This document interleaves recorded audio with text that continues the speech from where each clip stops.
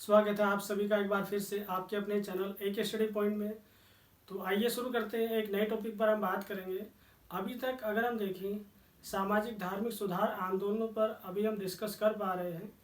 और इसमें अगर हम देखें जैसे हिंदू सोसाइटी में हम देखते हैं बहुत सारे सामाजिक धार्मिक सुधार आंदोलन होते हैं। और जैसे हमने बात की ब्रह्म समाज की, हम बात करें प्रार्थना समाज, आर्य समाज, या हम देखिए रामकृष्ण मिशन और थियोसॉफिकल सोसाइटी, सभी हिंदू धर्म से संबंधित है। लेकिन आज हमें जो बात करनी है वह है मुस्लिम समाज में किस तरह के सुधार होते हैं और उसकी एक परंपरा को हम देख सकते हैं।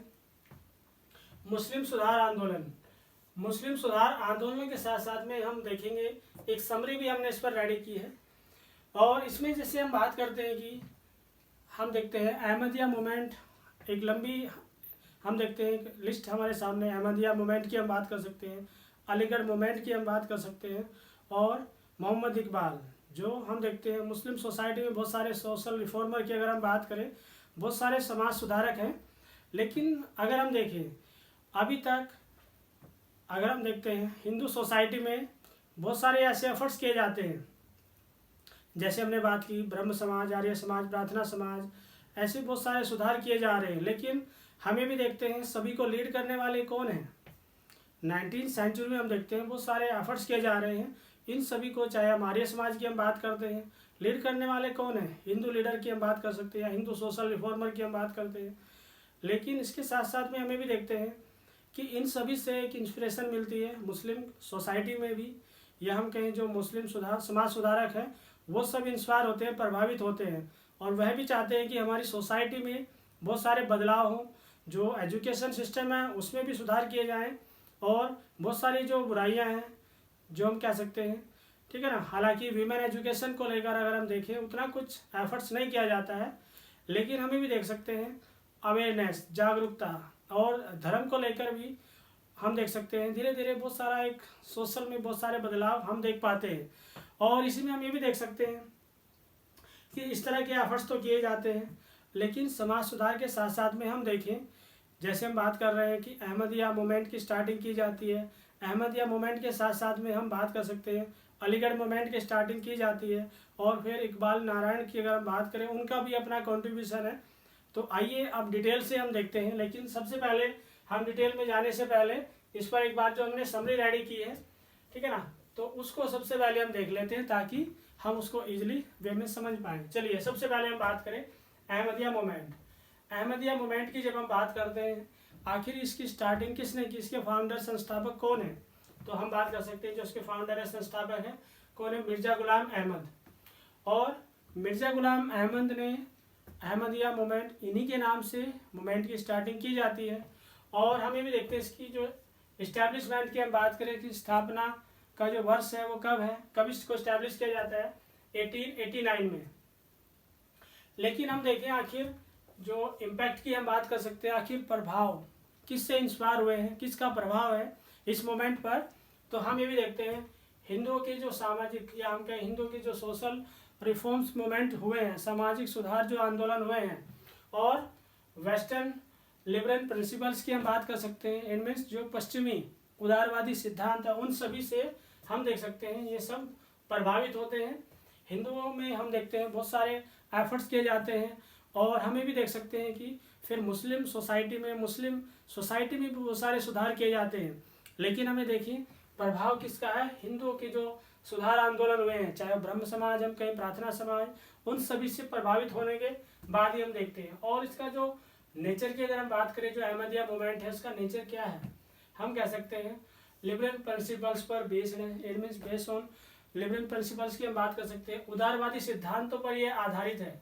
चलिए उसके बाद हम देखें, हालांकि अहमदिया मूवमेंट का स्पेशली कंट्रीब्यूशन क्या है, कोई योगदान किया है सोसाइटी में, स्पेशली मुस्लिम सोसाइटी की हम बात कर सकते हैं, मुस्लिम समाज में कोई एफर्ट्स किया है, हाँ किया है। शिक्षा को हम कह सकते हैं, एजुकेशन को लेकर एफर्ट्स किए जाते हैं, प्रचार प्रसार किया जाता है। चलिए उसके बाद नेक्स्ट हम देखते हैं अहमदिया के बाद हम अलीगढ़ मूवमेंट। आखिर अलीगढ़ आंदोलन है क्या, तो उसके बारे में देखिए। इसको एस्टैब्लिशमेंट की अगर की हम बात करें 1875 में इसको एस्टैब्लिश किया जाता है। इसके फाउंडर संस्थापक कौन है? सर सैयद अहमद खां। सर सैयद अहमद खां इसके फाउंडर है, संस्थापक है। और जो इम्पैक्ट की अगर हम बात करें, मॉडर्न एजुकेशन का इम्पैक्ट है, आधुनिक शिक्षा से वह काफ़ी प्रभावित हैं। और हमें भी देखते हैं उसके बाद मॉडर्न एजुकेशन के साथ साथ में हम कहें जो मॉडर्न कल्चर, और हम कहें जो एक थॉट मेथड्स की हम बात कर सकते हैं, जो चिंतन पद्धति है, ठीक है ना, उसको लेकर भी वह काफ़ी उससे प्रभावित है। लेकिन हमें भी देख सकते हैं ब्रिटिश गवर्नमेंट को वह क्रिटिसाइज नहीं करते हैं। ब्रिटिश गवर्नमेंट को वह कहते हैं कि ब्रिटिश गवर्नमेंट से हमारा कुछ ना कुछ, हमारी सोसाइटी का उद्धार हो सकता है, डेवलपमेंट हो सकता है। ब्रिटिश गवर्नमेंट के अगेंस्ट में नहीं है। कौन? अगर हम बात करें सर सैयद अहमद खां। लेकिन उसके बाद हम देखें अपोज किसको कर रहे हैं, किसको हम कह सकते हैं, पर्दा प्रैक्टिस को उन्होंने अपोज किया है। और उसके बाद अगर हम बात करें मल्टी मैरिज सिस्टम को भी उन्होंने अपोज किया है। और हम कह सकते हैं लिबरल तलाक की हम बात कर सकते हैं, जिसको हम बोलते हैं उदार तलाक, या छोटी बहुत ही मतलब थोड़ी बहुत ही कुछ भी इस तरह की वजह से तलाक नहीं दिया जाना चाहिए, उनका मानना ये भी है, उसको भी अपोज करते हैं। और इसमें हम देखें संकीर्ण धर्म, इट मीन्स हम कहें जैसे हम कह सकते हैं जो कंजर्वेटिव, और उसमें हम ये भी देख सकते हैं, या हम कहें जैसे हम संकीर्ण धर्म की बात कर रहे हैं, नैरोइस्ट रिलीजन की अगर हम बात करें, ठीक है ना, तो उसमें हम नैरो रिलीजन की हम बात करते हैं, उसको भी अपोज कर रहे हैं कि हमें धर्म का एक दायरा है वो छोटा नहीं होना चाहिए, धर्म तो अपने आप में ही विस्तार है उसका बहुत बड़ा। चलिए उसके बाद हम देखें आखिर कोई कॉन्ट्रीब्यूशन है इनका, कोई योगदान है? हाँ, हिंदू मुस्लिम एकता में उनका काफ़ी कॉन्ट्रीब्यूशन है। हिंदू मुस्लिम एकता के लिए उनके एफर्ट्स किए हैं। और रिलीजियस टॉलरेंस को लेकर धार्मिक सहिष्णुता को भी सपोर्ट करते हैं। चलिए उसके बाद अगर हम देखें अलीगढ़ मूवमेंट में हम बात कर रहे हैं सर सैयद अहमद खां। सर सैयद अहमद खां का एक काफ़ी बहुत ही पॉपुलर स्टेटमेंट भी है, ठीक है ना, यह हम कोटेशन है काफ़ी पॉपुलर। उन्होंने कहा हिंदू और मुसलमान एक दुल्हन की आंखों के समान है, एक दुल्हन की आंखों के समान है। इट मीन्स हिंदू और मुस्लिम या मुसलमान, ठीक है ना, एक दुल्हन की दो आंखों के समान है। चलिए इस तरह का हम देख सकते हैं। उसके बाद मोहम्मद इकबाल की अगर हम बात करते हैं तो उसमें हम देख सकते हैं एक उदारवादी आंदोलन और रिलीजियस टॉलरेंस को काफ़ी सपोर्ट करते हैं। उनकी जो थिंकिंग है वो कैसी है? लिबरल, उदारवादी। और उसमें हम ये भी देखें रिलीजन को लेकर, धर्म को लेकर भी उनका अपना स्टेटमेंट है। उनका मानना है कि धर्म, ठीक है ना, धर्म व नैतिकता, it means religion and morality, उसको लेकर उन्होंने बात की है कि धर्म ही नैतिकता का आधार है और इसका पार्टीशन नहीं किया जा सकता, इसको डिवाइड नहीं किया जा सकता। ये स्टेटमेंट किनका है? हम देखते हैं मोहम्मद इकबाल का है। मोहम्मद इकबाल ने बहुत सारी अपनी, अगर हम देखें उनकी रचनाएं भी हैं, काफ़ी पॉपुलर है, ठीक है ना, तो उस पर भी हम बात करेंगे। लेकिन अगर हम देखते हैं मोहम्मद इकबाल ने मैकियावेली को क्रिटिसाइज किया है, उस पर भी हम डिटेल में बात करेंगे। तो आइए अब हम देखते हैं आखिर थोड़ा सा विस्तार से अगर हम बात करें, इसको थोड़ा समझे। सबसे पहले हम देखें ऐतिहासिक और धार्मिक, अगर हम हिस्टोरिकल पर्सपेक्टिव को बेस बनाते हैं ऐतिहासिक और धार्मिक कारणों से, हम देखते हैं भारतीय मुसलमानों में राष्ट्रीय जागरण अगर हम बात करें या पुनर्जागरण की हम बात करते हैं, रेनेसेंस की अगर हम बात करते हैं, या कहीं हम समाज सुधारक, जो समाज सुधार हुए हैं वो हम कहते हैं हिंदू सोसाइटी के, जब हिंदू सोसाइटी में बहुत सारे रिफॉर्म्स किए जा रहे थे तो उस टाइम पर हम देखते हैं मुस्लिम कम्युनिटी में रिफॉर्म्स नहीं किए जा रहे थे। लेकिन हम देखते हैं थोड़ा बाद में एक्टिव मोड में आते हैं, बहुत सारे एफर्ट्स किए जाते हैं मुस्लिम कम्युनिटी के द्वारा भी। लेकिन हमें देखें आखिर कब एफर्ट्स तो किए जाते हैं, हम ये भी मानते हैं कि हिंदू कम्युनिटी में या हम कहें हिंदू सोसाइटी में बहुत सारे एफर्ट्स किए जाते हैं, चाहे ब्रह्म समाज के द्वारा, आर्य समाज, प्रार्थना समाज, या हम कहें रामकृष्ण मिशन और थियोसॉफिकल सोसाइटी। लेकिन हम ये भी देख सकते हैं, ठीक है, ऐसे एफर्ट्स किए गए हैं, लेकिन हम ये भी देखते हैं 1857 के बाद ही हम देखते हैं 1857 रिवॉल्ट की अगर हम बात करें, इट मीन्स 1857 की क्रांति के बाद ही मुसलमानों में अंग्रेजी विरोधी, इट मीन्स अंग्रेजों के अगेंस्ट में हम कहें या ब्रिटिश गवर्नमेंट के अगेंस्ट में इस तरह की भावनाएं पैदा होती हैं। लेकिन हम ये भी देख सकते हैं उसके बाद कि अंग्रेजों ने, अगर हम देखें स्टार्टिंग में जो मुस्लिम कम्युनिटी है, जो भी नई अगर हम करते हैं न्यू कल्चर या एजुकेशन जो सिस्टम है उनको फॉलो नहीं करना चाहते थे, उसको फॉलो करने से बचते रहे। एक वजह ये भी रही। लेकिन हम ये भी देखते हैं हिंदू सोसाइटी की अगर हम बात करते हैं, हिंदू सोसाइटी जो न्यू एजुकेशन सिस्टम है या हम कहें वेस्टर्न एजुकेशन, ठीक है ना, उसको फॉलो करना उन्होंने शुरू किया। लेकिन हमें देखिए फिर स्टार्टिंग में तो वो सब बचते ही रहे थे। लेकिन हम देखते हैं बहुत सारी जो एक नाम ने देखा अलीगढ़ मूवमेंट, अहमदिया मूवमेंट, वो सारे एक एफर्ट्स किए जाते हैं कि नहीं, अगर हम अपना डेवलपमेंट चाहते हैं तो हमें वेस्टर्न एजुकेशन, अंग्रेजी भाषा को तो हमें सीखना ही होगा, इसको फॉलो करना ही होगा। लेकिन हमें देखते हैं जैसे हमारे सामने एक आंदोलनों का जो हम कहें उसकी सीरीज है, जो मूवमेंट्स की जो सीरीज है, उसमें अहमदिया मूवमेंट, अलीगढ़ मूवमेंट, मोहम्मद इकबाल, ये काफ़ी पॉपुलर हैं, जो एफर्ट्स किए जाते हैं इनके द्वारा। लेकिन और भी बहुत सारे मूवमेंट्स हैं। लेकिन सबसे पहले हम डिटेल में थोड़ा देखें अहमदिया मूवमेंट। अहमदिया मूवमेंट की जब हम बात करते हैं तो इसमें हम कह सकते हैं इसके फाउंडर कौन है अहमदिया मूवमेंट के, मिर्जा गुलाम अहमद। अब हम ये देख सकते हैं कि हिंदुओं के जो धर्म सुधार आंदोलन होते हैं उनसे प्रभावित होते हैं। प्रभावित होने के साथ साथ में हम ये भी देखते हैं कि हिंदू सोसाइटी में जब डेवलपमेंट हो रहा है, बहुत सारे बदलाव हो रहे हैं, तो क्या जब हिंदू सोसाइटी में हो सकते हैं तो क्या हमारी सोसाइटी में नहीं हो सकते, तो इसीलिए प्रभावित होते हैं। और उसके बाद हम ये भी देखते हैं वेस्टर्न लिबरलिस्ट प्रिंसिपल्स की हम बात करें कि आखिर पाश्चात्य उदारवादी सिद्धांतों, और इसके साथ साथ में हमें भी देखते हैं थियोसॉफिकल सोसाइटी के जो भी आइडियाज़ हैं। जैसे हम देखते हैं थियोसॉफिकल सोसाइटी के द्वारा भी जो एफर्ट्स किए जाते हैं वो हिंदू रिलीजन को एक्सेस करने के लिए, हिंदू या हम कहें हिंदू धर्म का प्रचार प्रसार करने के लिए ही किए जाते हैं। और इसी के साथ में हमें भी देखते हैं किस किस से प्रभावित है मिर्जा गुलाम अहमद। हिंदू धर्म में जो भी रिफॉर्म्स हुए हैं, जो भी रिफॉर्म्स किए गए हैं या हम कहें जो भी मूवमेंट किए गए हैं उनके द्वारा, उससे प्रभावित है। और उसके बाद हम कह सकते हैं वेस्टर्न लिबरलिस्ट प्रिंसिपल्स की हम बात करें, हेड मीन्स पाश्चात्य उदारवादी सिद्धांतों से, और इसी में हम देखें थियोसॉफिकल सोसाइटी के विचारों से प्रभावित है। चलिए उसके बाद अगर हम देखते हैं आखिर मूवमेंट का मेन एम क्या है, हम ये भी कह सकते हैं कि इस मूवमेंट का जो मेन हम कह सकते हैं जो मेन ऑब्जेक्टिव है वो क्या है, पारस्परिक बंधुत्व के विचार में ये आस्था रखता है। इट मीन्स अगर हम बात करें हम कह सकते हैं फ्रेटर्निटी, इट मीन्स भाईचारा, और इस तरह का एक पारस्परिक हम कह सकते हैं जो मेल जोल या भाईचारा, उसके लिए उसमें इसका ट्रस्ट है, उसमें आस्था है। लेकिन अब हम देखें आखिर क्या कंट्रीब्यूशन है, अहमदिया मूवमेंट ने क्या कोई कंट्रीब्यूशन किया है, तो उसको भी देखें। हम कह सकते हैं इंडियन मुस्लिम्स की अगर हम बात करें, भारतीय मुसलमानों में जैसे हम बात कर रहे थे वेस्टर्न लिबरलिस्ट एजुकेशन की अगर हम बात करते हैं, इट मीन्स पाश्चात्य उदारवादी शिक्षा का प्रचार प्रसार के लिए बहुत सारे हम कह सकते हैं स्कूल कॉलेज ओपन किए जाते हैं। बहुत सारे मैगजीन्स की हम बात कर सकते हैं, न्यूज़पेपर मैगजीन्स को पब्लिश किया जाता है। लेकिन सारा एफर्ट्स क्यों किया जाता है, ताकि मुस्लिम सोसाइटी में अवेयरनेस आए, जागरूकता आए, और धीरे धीरे हम देख सकते हैं इस तरह के एफर्ट्स तो किए जा रहे हैं।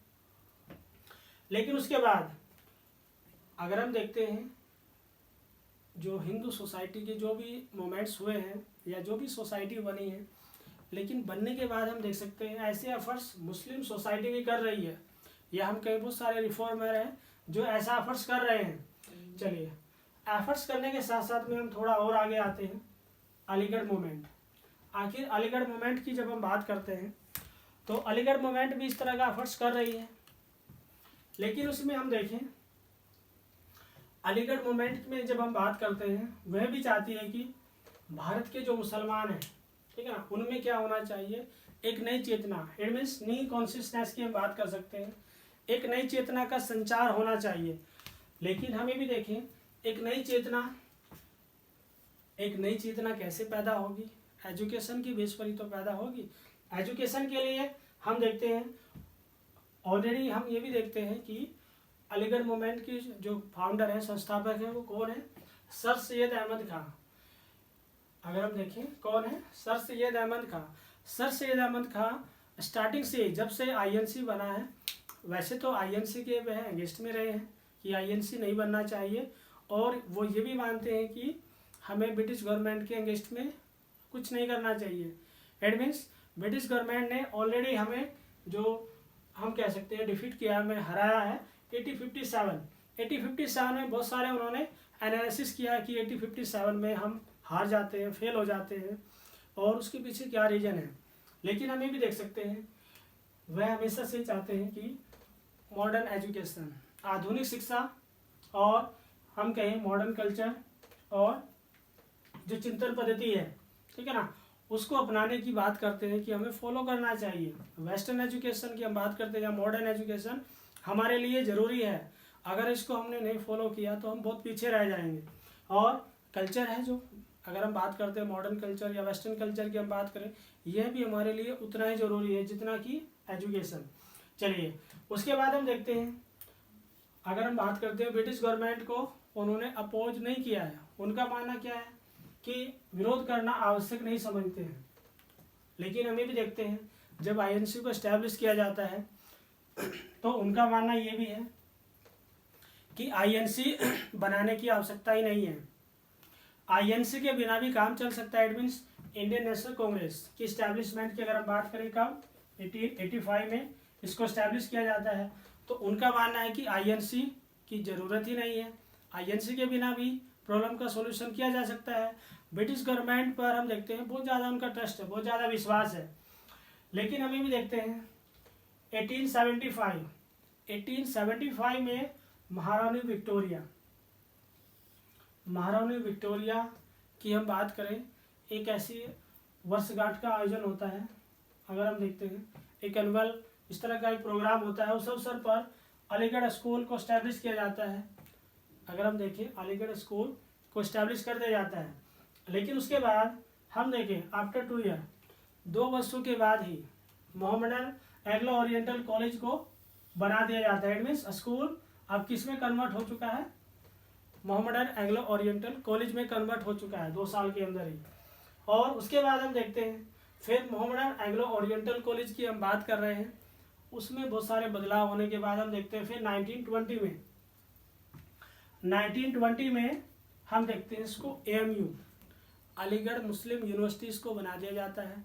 और एट प्रेजेंट में भी AMU सेंट्रल यूनिवर्सिटी के रूप में काम कर रहा है। तो हम ये देखते हैं AMU स्पेशली बनाया इसलिए गया क्योंकि इस तरह की यूनिवर्सिटी हम देखते हैं कि मुस्लिम जो सोसाइटी है, मुस्लिम समाज है, वो भी हायर स्टडीज़ में पहुंच पाएँ। और स्पेशली उनकी AMU में सीटें भी ज़्यादा है, रिजर्व की गई है। तो हम ये देख सकते हैं हायर स्टडीज़ में उनको लाने के लिए ऐसा एफर्ट्स किया जाता है। लेकिन हमें देखिए स्टार्टिंग में एक स्कूल के बाद उसको एक कॉलेज का रूप दे दिया जाता है, और कॉलेज अब किस में कन्वर्ट हो चुकी है, एक यूनिवर्सिटी में कन्वर्ट हो चुकी है। चलिए उसके बाद हम देख सकते हैं आधुनिक, हम क्या बात करते हैं आधुनिक वैज्ञानिक विचारों के साथ साथ उनका मानना था कि वो चाहते थे कि हमें जो मॉडर्न, इट मीन्स जो मॉडर्न साइंस की अगर हम बात करते हैं, जो आधुनिक वैज्ञानिक, और उसमें हम बात कर सकते हैं आधुनिक विचारों के साथ साथ वो ये भी चाहते थे इस्लाम धर्म की मान्यताओं में आपस में तालमेल होना चाहिए। इट मीन्स उसमें आपस में इंटरलिंक किया जाए उसको। और इसी में हम ये भी देख सकते हैं उनका मानना ये भी था, अगर हम बात कर रहे हैं सर सैयद अहमद खान, कि धर्म को समय के साथ साथ, ठीक है ना, धर्म को समय के साथ साथ चलना चाहिए। इट मीन्स उसमें बदलाव होते रहने चाहिए, बदलाव होंगे क्योंकि हमें भी देखते हैं कि जैसे जैसे हमारी आवश्यकताएं बढ़ती रहती हैं तो धर्म को भी हम बदलने की आवश्यकता है। ऐसा कौन मानते हैं, सर सैयद अहमद खान, कि हमारी जैसे जैसी आवश्यकताएं होती हैं तो हमें समय के साथ चलना होता है। और उसमें हमें भी देख सकते हैं जैसे होली कुरान की हम बात करें, पवित्र कुरान और इसकी जो भी शिक्षाएं हैं कुरान के, जब हम देखते हैं जो मुस्लिम कम्युनिटी वो फॉलो करती है, उन्होंने कहा इसको एक्सप्लेनेशन होना चाहिए। इट मीन्स इसकी पुनर्व्याख्या होनी चाहिए, दोबारा इसको व्याख्या जरूरी है। क्योंकि हम देख सकते हैं जैसे उन्होंने स्टार्टिंग में बात की कि धर्म को समय के साथ साथ चलना चाहिए, तो हम ये देख सकते हैं बहुत सारा, चाहे हम किसी भी धर्म का कोई भी लिटरेचर हो तो वह अलग अलग लैंग्वेज में उसको हम देखते हैं उसको ट्रांसलेट किया जाता रहा है। लेकिन अगर हम देखें, उन्होंने कहा है कि बहुत सारे धर्म में भी बदलाव होने चाहिए और वो सही माने जाने चाहिए, उसको गलत नज़रिए से नहीं देखना चाहिए। लेकिन उन्होंने कुरान को भी लेकर बात की है कि जो पवित्र कुरान है, ठीक है ना, और इसकी जो भी शिक्षाएं, जो भी ये मैसेज देती है, उसको पुनः उसकी व्याख्या होनी चाहिए, री एक्सप्लेनेशन की बात की है। चलिए थोड़ा सा और आगे हम चलें। हालांकि हम ये भी देख सकते हैं, अभी अगर हम थोड़ा सा बात करें सर सैयद अहमद खां की, अगर हम बात करते हैं तो वह हमेशा चाहते थे कि रिलीजियस टॉलरेंस, इट मीन्स धार्मिक सहिष्णुता, धर्म के आधार पर कोई झगड़े, कोई विवाद, कोई हम कह सकते हैं कोई कम्युनल राइट्स की हम बात करें, कोई सांप्रदायिक दंगे ना हो। और वो ये भी चाहते हैं कि हिंदू मुस्लिम एकता, it means Hindu Muslim unity की बात करें, वह भी हमेशा बनी रहनी चाहिए, वह बहुत ही ज़रूरी है। और हम ये भी देख सकते हैं जैसे उन्होंने ना ही तो हिंदू कम्युनिटी को क्रिटिसाइज किया है और ना ही मुस्लिम, अगर हम कहें मुस्लिम समाज को ही पूरी तरह से क्रिटिसाइज किया। उनका मानना यह है कि हिंदू भी एक दुल्हन की बात की है उन्होंने कि जैसे एक दुल्हन की दो आंखें होती है, ठीक है ना, तो हिंदू और मुसलमान वो दो ही आंखें हैं। चलिए उसके बाद हम थोड़ा सा और आगे चले, मोहम्मद इकबाल के बारे में जाने। देखिए मोहम्मद इकबाल की जब हम बात करते हैं, वैसे हम ये भी देखते हैं आखिर मोहम्मद इकबाल की अपनी क्या आइडेंटिफिकेशन है, उनकी पहचान किस रूप में हम उनको जानते हैं। हम कह सकते हैं एक महान कवि, अगर हम बात करें उर्दू और फारसी, उर्दू फारसी की बहुत ज़्यादा उनको नॉलेज है। और हमें भी देखते हैं धर्म को लेकर यहाँ के धार्मिक और रिलीजियस फिलोसफर और एक मॉडर्न इंडियन थिंकर की हम बात कर सकते हैं, ठीक है, आधुनिक भारतीय चिंतक के रूप में उनको जाना जाता है। उनकी पॉपुलैरिटी बहुत हाई लेवल की है। लेकिन हमें भी देखते हैं लिबरलिस्ट, उदारवादी और धार्मिक सहिष्णुता, रिलीजियस टॉलरेंस, धार्मिक सहिष्णुता को वह सपोर्ट कर रहे हैं। और उदारवादी लिबरलिस्ट, अगर हम बात करें उदारवादी विचारधारा को वह सपोर्ट करते हैं। और उसमें हम ये भी देख सकते हैं उनकी जो एक पॉपुलर गीत है जो अक्सर करके हम सुनते हैं और हम सभी जानते भी हैं, शायद आप सभी ने भी सुना होगा, सारे जहाँ से अच्छा, सारे जहाँ से अच्छा हिंदुस्तान हमारा। और ये काफ़ी पॉपुलर भी है। और उसी के साथ में हम ये भी देखते हैं जो रिलीजियस टॉलरेंस को लेकर अगर हम बात करें, धार्मिक सहिष्णुता, इट मीन्स हम देखते हैं रिलीजन को लेकर अगर हम उनका एक नज़रिया देखें, उनके पॉइंट ऑफ व्यू क्या है, वो चाहते हैं कि धर्म हमेशा जोड़ने का काम करता है। धर्म का मतलब है धर्म हमेशा जोड़ने का काम करता है, तोड़ने का काम नहीं करता है। लेकिन हमें देखिए रिलीजियस टॉलरेंस को लेकर, धार्मिक सहिष्णुता को लेकर हम बात कर सकते हैं। सर सैयद अहमद खां का भी स्टेटमेंट सेम ही है। और जो हम बात कर रहे हैं मोहम्मद इकबाल, उनका भी स्टेटमेंट सेम ही है। वो भी बात करते हैं रिलीजियस टॉलरेंस, धार्मिक सहिष्णुता की हम बात करते हैं। और तो हम ये भी देखते हैं, फिर उन्होंने बात की है मजहब नहीं सिखाता। अगर हम देखते हैं रिलीजियस टॉलरेंस को लेकर जो उनका एक स्टेटमेंट ये भी है, मजहब नहीं सिखाता आपस में बैर रखना। इट मीन्स धर्म हमें आपस में हमें भाईचारा रखना ही सिखाता है, हमें आपस में किसी के साथ में झगड़ना नहीं बताता है, ठीक है ना। आपस में हम कह सकते हैं फ्रेटर्निटी, भाईचारे के साथ में हमें रहने का एक संदेश देता है। या हम ये भी कहते हैं अक्सर करके कि धर्म जोड़ता है तोड़ता नहीं, तो इसमें हम ये भी देख सकते हैं। लेकिन हमें देखिए हालांकि जो मोहम्मद इकबाल का अपना जो एक नज़रिया है या अपनी जो थॉट है, अपनी जो विचार है, ठीक है ना, उनका मानना ये भी है कि हालांकि उन्होंने यूरोपियन जो कल्चर की अगर हम बात करें, जो यूरोपीय सभ्यता है, संस्कृति है, उसको उन्होंने सही नहीं ठहराया है। उसको एक अमानुषिक अगर हम बात करें, उन्होंने कहा हिंसक है, वायलेंस करने वाली है और परभक्षी है और हरासोन्मुख की हम बात कर सकते हैं कि हरासोन्मुख कि वह हरास करने वाली है, लॉस करने वाली है। हमारा इससे भला नहीं हो सकता है। किससे? यूरोपियन कल्चर की हम बात करते हैं। तो इस तरह का उनका एक अपना नज़रिया है, वो उसको ठीक नहीं मानते हैं।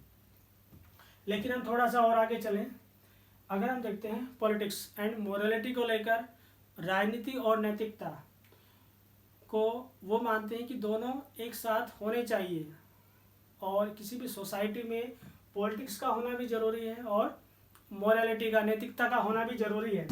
लेकिन इसके साथ में हम ये देखते हैं एक बहुत ही पॉपुलर पॉलिटिकल फिलोसफर हैं मैकियावेली की अगर हम बात करते हैं, उन्होंने कहा है कि इसका पार्टीशन होना चाहिए। पॉलिटिक्स होगी तो मोरालिटी नहीं हो सकती और अगर मोरालिटी होगी तो पॉलिटिक्स नहीं रह सकती, दोनों अलग अलग हैं।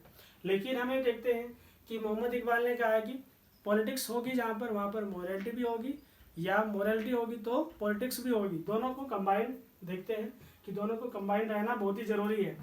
लेकिन हमें देखते हैं उसको क्रिटिसाइज भी करते हैं मैकियावेली को उन्होंने कहा है शैतान का संदेशवाहक। इट मीन्स अगर हम देखते हैं उन्होंने कहा है कि जो बात की जा रही है पॉलिटिक्स और मोरालिटी को अलग करने की, तो यह किस तरह का एक मैसेज है, संदेश किस तरह का है। तो उन्होंने मैकियावेली को क्रिटिसाइज करते हुए बोला है यह तो शैतान का संदेशवाहक है। इट मीन्स डेविल्स मैसेंजर की बात की गई है। तो इस तरीके से हमने देखा कि स्टार्टिंग में ही अगर हम देखते हैं जैसे अहमदिया मूवमेंट की हम बात करते हैं, ठीक है ना, अहमदिया मूवमेंट किया जाता है और उसके द्वारा बहुत सारे एफर्ट्स किए जाते हैं। मिर्ज़ा गुलाम अहमद के द्वारा बहुत सारे हम देखते हैं एजुकेशन को लेकर एफर्ट्स किए जाते हैं और धीरे धीरे सोसाइटी में बहुत सारा कुछ बदलाव हम देख पाते हैं। लेकिन उसके बाद अलीगढ़ मूवमेंट की हमने बात की और अलीगढ़ में हम बात कर सकते हैं सर सैयद अहमद का, उनके द्वारा भी एफर्ट्स किया जाता है। लेकिन इसमें हम ये भी देखें फिर मोहम्मद इकबाल की हम बात कर सकते हैं, उनके द्वारा भी एफर्ट्स किया जाता है। और टॉलरेंस की हम बात करते हैं, टॉलरेंस लेवल को इम्प्रूव करने की बात की जाती है। रिलीजन को, जो हमारा धर्म के प्रति जो नज़रिया होता है उसको लेकर एक पॉजिटिव वे में जाने की बात की जाती है। लेकिन हमें भी देख सकते हैं जितने भी हमने बात की है अभी तक, चाहे हिंदू सोसाइटी के बहुत सारे सोशल रिलीजियस रिफॉर्म्स हों या फिर मुस्लिम कम्युनिटी के हम कहें जो भी रिफॉर्म्स हुए हैं, जो भी मूवमेंट हुए हैं, उन सभी का एक ही मूवमेंट था। अगर हम देखते हैं सभी का एक ही, जो इस तरह के मूवमेंट हुए उन सभी का एक ही ऑब्जेक्टिव हम देख सकते हैं, वो चाहते थे कि सोसाइटी में अवेयरनेस हो, समाज में जागरूकता हो। लेकिन हम ये भी देख सकते हैं कि हिंदू कम्युनिटी के द्वारा जो एफर्ट्स किए जा रहे थे वो सब अपनी सोसाइटी को अवेयर करने के लिए किए जा रहे थे। लेकिन जो मुस्लिम कम्युनिटी भी पीछे कहाँ रहने वाली थी, वो भी एक्टिव मोड में आती है। और एक्टिव मोड में आने के बाद देखते हैं बहुत सारे स्कूल कॉलेज ओपन किए जाते हैं और पब्लिक को, या हम कहें अपनी सोसाइटी को अवेयरनेस, या हम कहें कॉन्शियसनेस, चेतना पैदा की जाती है। और उस चेतना का हम देख सकते हैं बाद में धीरे धीरे हमारे नेशनल मूवमेंट में भी जो सारे रिफॉर्म्स किए जाते हैं उन सभी का एक बेनिफिट मिलता है कि हम ब्रिटिश गवर्नमेंट के अगेंस्ट में खड़े होते हैं, अपने राइट्स को लेकर, अपने अधिकारों को लेकर हम फाइट करते हैं ब्रिटिश गवर्नमेंट के अगेंस्ट में जा करके। और हम देख सकते हैं इन सभी जितने भी मूवमेंट्स हुए हैं या जितनी भी सोसाइटी बनी है, इन सभी के हम देखते हैं, चाहे वो हिंदू सोसाइटी में जो बनी है सोसाइटी, या हम कहें जो मुस्लिम कम्युनिटी में भी जो मूवमेंट्स हुए हैं, उन सभी के सकारात्मक एक अच्छे रिजल्ट्स हम देख पाते हैं। तो दोस्तों, ये जो हम डिस्कस कर रहे थे सेकेंड यूनिट में कि 19वीं सेंचुरी में बहुत सारे सोशल रिलीजियस रिफॉर्म्स हम देख पाते हैं, बहुत सारे मूवमेंट्स हुए हैं, लेकिन इन सभी के हम देखते हैं सकारात्मक परिणाम तो डेफिनेटली निकले हैं। और अब हम नेक्स्ट नए टॉपिक पर हम बात करेंगे जल्दी।